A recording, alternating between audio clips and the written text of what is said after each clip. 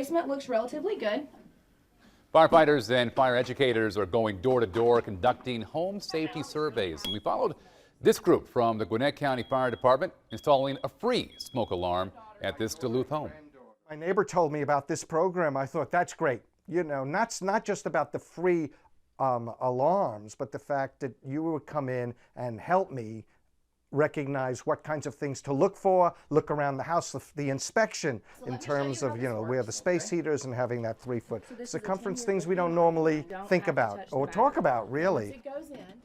And the home safety surveys are part of a partnership between Channel 2, KIDA, and local businesses. Operation Save a Life is going on all across North Georgia, and we're just very fortunate as a fire department here in Gwinnett to have received about 900 smoke alarms that we're going into communities all across Gwinnett County and putting in smoke alarms in homes that would otherwise gone without or not had the adequate fire protection.